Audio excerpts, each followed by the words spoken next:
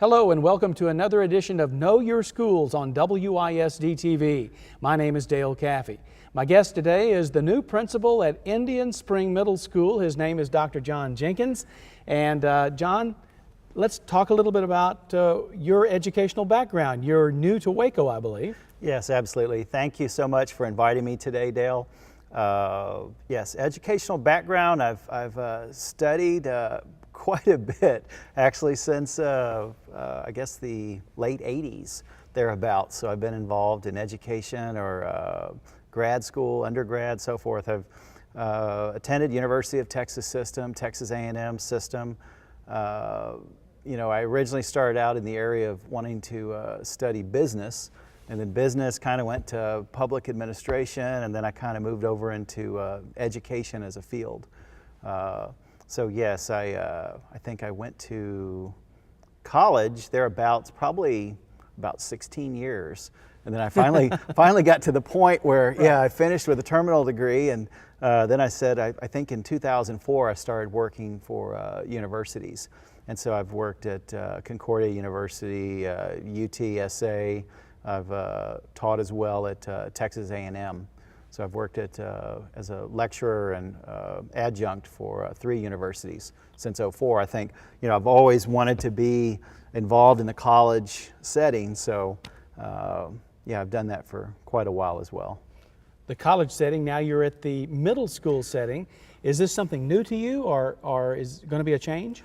Not necessarily. You know, I think a public school is a public school.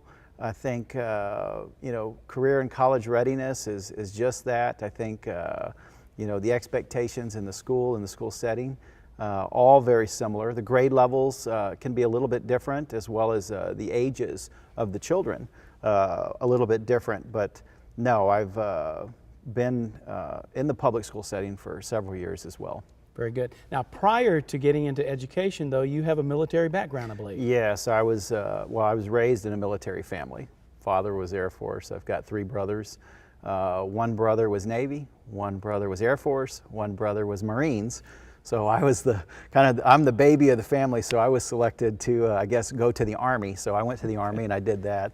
Then after getting out of the Army, that's then where I decided, okay, well, now what am I going to do? And that's kind of where I started moving towards the area of, originally it was business, and then from business and specifically with finance and money and so forth. After a while, then I think I was called to another direction. I believe that wasn't, you know, the pathway that I wanted to go to. So then I kind of moved into the area of education in the early 90s. And from that point forward, it's just been, you know, it's been a very interesting story and pathway. Right. Speaking of pathways, being a military family and from a military family, I would imagine that you moved around a little bit as a youngster and as an adult. Yes, just a little bit. Multiple states, and yeah, same thing. You know, different climates, different areas. Moving is not a stranger. You know, as a child. And I think the military slowed down a little bit with this now. They do give dependents and families, typically they give them a little bit longer to stay. But when I was growing up, you know, my dad was typically, we were placed somewhere for, you know, it was typically a year to a year and a half, and then he'd be transferred to another division, or there'd be another demand, or, I mean, military families were just moving. I mean, it was just how we were raised. And I think now they've slowed it down to 2 and 3 years, trying to give families a little bit more stability, especially for children. Mm-hmm. It's a challenge. You are no stranger to Texas, but most recently you're actually coming back to Texas from somewhere, Coming back right? to Texas, yes. I've worked in Texas before, specifically in the San Antonio area as well as Kingsville. I went to California because I really want to do some studying with the charter school movement, charter schools, the public school, and so forth, and do some research as well. Learned quite a bit in California. Was called back to Texas on a consulting basis. And then from that point, there was, again, a connection or a calling specifically to the Indian Spring campus. I think I got very involved with the campus when I came in and started working with the team on a TIPS grant, met several of the children, felt a strong need to start work there you know, because I went back to California and I was visiting a lot of my thoughts and so forth. And then again, I felt that need that I had to come back and I had to work with this campus and these children to try to do something positive. But you got to know about Indian Spring as a consultant for Waco ISD through a grant, right? Yes, sir. Right, okay, very much. Thanks a lot on that. Let's talk a little bit about your goals this year. You come in with a vision for Indian Spring. In fact, you came in at the end of last school year and did a lot of looking around and had a lot of thought processes about what you wanted to do with this school. Right.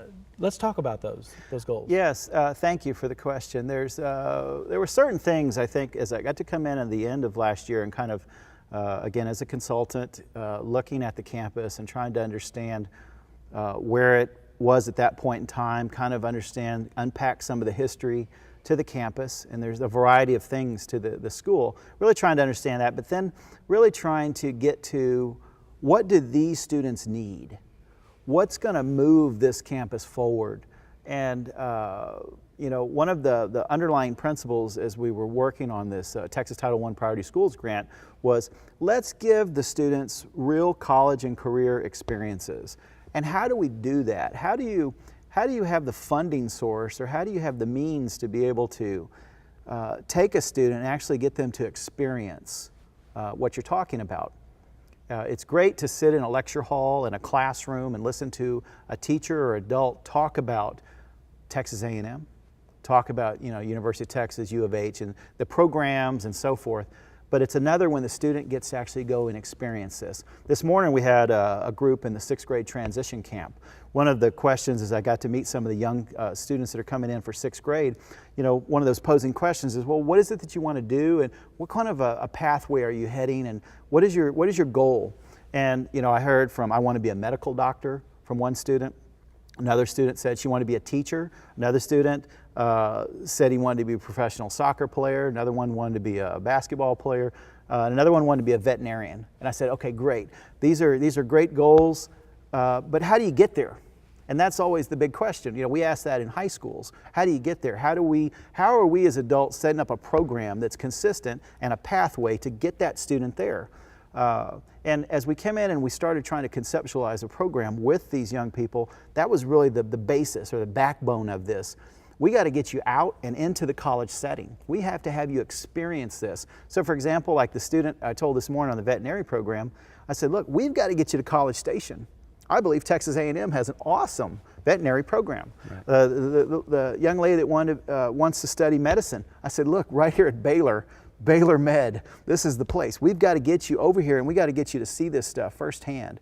We've got to get you in touch with people, programs where you can actually experience this, not just see it on TV, not just have an adult talk about it, but actually talk to somebody that's gone through the program in the process. Understand that you're not limited to just this area. There's other places, other states, other programs, you know, but how do we do that? We do that by getting the students to actually experience it. And that's really fundamentally what this Texas Title I Priority Schools grant is going to do. It's going to give us the funding to do that, as well as increase our technology. Tech apps, we'll say like the iPad initiative, to train the teachers, to have the students to use the current technology, to allow to spend quite a bit of money training the teachers how to be better teachers. As I mentioned, I think with one of the news stations the other day, with our teachers, we've brought in a very good group of teachers. Mm-hmm. My job and the staff's instructional job is to work together to become great teachers. Great teachers don't just fall out of the sky and all of a sudden you know everybody's just great. We get a good basis of good teachers and we move forward. The Title I Priority Schools grant is going to be that. When I came in and I looked at the group, you know, communication was a major issue. How do we break down the walls of communication? How do we all understand and work together? That's just a huge thing. How do we work together to develop a common mission and vision with the students and the staff and all the parties that are working together? Are we working truly together, and do we understand what we're doing? And when I came in and I looked at the group, my impression was they didn't understand. They might have understood, but they didn't truly believe in their practice. And so part of what we're going to do is we're going to work on that as well. And then lastly, you know, we are in a high stakes situation. Assessment, testing is a very important part of what we do. And it's important for our students to be able to compete with students in other areas, in other zones, other locations. They've got to have good SAT scores, ACT scores. They've got to be able to compete with all students, not just students in this one area of Waco ISD, but it's the surrounding school districts, and it's in school districts in other parts of the state, as well as other parts of the country. And as I've been around and I've been in other areas and I've seen what's out there and I've seen the competitive level, it's important that we as adults, we work to try to help those students get to that. And again, with the testing component, it's extremely important that within our instructional practice that the campus is adjusting the instruction based on student need, based on data performance and what we're actually doing. And I didn't see that the last group was actually able to do that to the level that is needed. And in this case, we have a lot of students with a variety of needs, and the campus has got to work extra hard. We can't, as I've told the group, we can't give basic schooling. The days of basic schooling are gone. For us, it's important that we go over and beyond, that we're very creative in our approach, and everything that we do is scientifically based, and it's based on what the data tells us. But we have to have teachers and we have to have administrators that can look at the data and see what this really says and unpack it. And I think that's really what's important for this 2014-2015 year as we move the school forward. Very good. How much of a benefit was it for you to come in at the end of last year as opposed to just coming in fresh here in August? I think that's huge. I have my own personal beliefs and transitions and so forth, but I'll tell you that the model, and I've worked several years. I've worked as a adjunct lecturer in the area of administrative, basically working with growing assistant principals to principalship and so forth. And one of the underlying practices is that you basically will set up a pattern, and there is a transition pattern. How do you get to a certain point? And I think, to answer your question, you don't just become a principal overnight. It doesn't work that way. Your levels of responsibility have to grow and it has to develop. You've got to have a good mentor or mentors. In my case, I have several mentors. They're in a variety of places, other states, other areas. These are people that have worked with me, and they continue to work with me and grow and develop me as a person, as a leader. And these are people that I rely on. And I always go back to the analogy of a famous golfer, and I won't mention his name, but this famous golfer, he has several caddies, and these caddies are not just caddies. These are coaches. These are people that tell him exactly what he needs to do. These are his mentors. These are the people that keep him going, and they're the people that inspire and help him grow. And I believe as a leader, that's the same thing. And I think for me to come in on the end, I was able to be a part of that transition and really understand. And I think, you set up a continuum with your leadership. And again, the levels of responsibility will grow over time. It's important that principals have mentors, assistant principals have strong mentors as well, and that there is a clear transition plan. In one program I worked with, I ran a school, and while I ran that school, one of the side projects I did is I basically ran a leadership academy. People that wanted to get into administration, I would work with them, and we worked a partnership with the university. So on the side, we had this university program, and then I worked with them professionally at the school as well. And so I think it's very important that I came in on the back end of last year to try to gather as much information as I could to make intelligent decisions on how to work with this staff to improve the school. Had I not been a part of that, had I not seen that coming in, I wouldn't understand some of the dynamic that this school is facing as we push forward for 2014-2015. So very, very important. Thank you for that question. Finally, of course, the parent involvement piece is so important. Number one, for the parents to buy into what you're trying to do. Right. Bottom line, you're trying to help those kids. Absolutely. To get to where, like you said, to find the path and to get to where they want to be.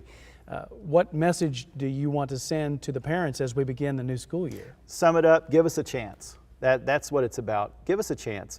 You know, what I've learned about parent meetings, you know, there are the basic requirements the state will require, well, because of this school and these are the requirements and you'll do these meetings. And what I've learned over time is a lot of it's compliance. Schools do this based on compliance. The requirement is this, so you'll do it. But I don't think there's a lot of thought that goes into really what that is. And so some of the parents who do come, what they tend to hear is they hear a principal pull out a spreadsheet, I give them a PowerPoint, and I tell them, look, this is where we're at, these are our targets, this is what we're trying to do, here's where we've been. Do you understand? Yes, no, thanks, have a great day. I think it's a lot more than that, because parents that have attended those meetings, they're boring, they don't really get to what the student and the parent need. So give us a chance. And what I mean by that is we're going to try to do some creative and fun things at the school. You know, I've got a bunch of great ideas. But when you hear of these, I'm going to ask, please come up with your child. You know, there's the basic open house, and I think everybody does open house, and that's great. Again, remember, that's back to vanilla basic schooling. Our campus, prior to open house, we'll have an initiative, so when you hear about that, please come up to that, as well as there will be, I'm hopeful that we'll do some morning weekend activities, specifically geared towards, you know, I'll just tell the first one. You know, I'm going to go ahead and let it out. I haven't done the planning yet, but I want to do this. I want to do mother-daughter kayak races on the Brazos. I think that's going to be huge. So moms and daughters, when you all hear about this, we're going to do a sign up and we're going to have some races. And I think that's the kind of stuff, because we want parents to work with us. It's important. There's a triangular relationship between the student, the school, and the parent, and all three have to work together. There are certain barriers that exist. Some of it boils to basic communication. For example, if English is not a primary language, are we communicating in Spanish? Are we doing it effectively? The campus is working to address that. You know, our flow of communication. Are we meeting timelines? Are we doing it in a timely manner? The campus is working on that as well. So again, I'm just asking for our parents to please give us a chance. When you hear of any opportunity or anything as far as school involvement, please come up. Please come to the school, see what it's about, meet the teachers, talk. It's so important for the sake of the child that the child understands that the school and the parent are working hand to hand, that we're all on the same page, and that we're doing what's best for that child. And you know, schools that have high parent participation are successful schools. One school that I was at not so long ago in California, you know, I had parents banging down the door to volunteer for activities and breaking out checkbooks. But that was the type of parent base we had at that particular school. Here, it's just, you know, we're asking, just participate. Come and give us a chance. And I think if you give us that chance, you're going to see we're probably going to be a little bit different from what you expected. But please come out and see for yourself. Very good. Can't wait for that first kayak race. That's what I'm hoping for, yeah, exactly. Sounds exciting. Okay. Once again, this is your new principal at Indian Spring Middle School. His name is Dr. John Jenkins. John Jenkins. And we welcome him to Waco, Texas. Thank you so much for joining us for this edition of Know Your Schools. Thanks, Dale.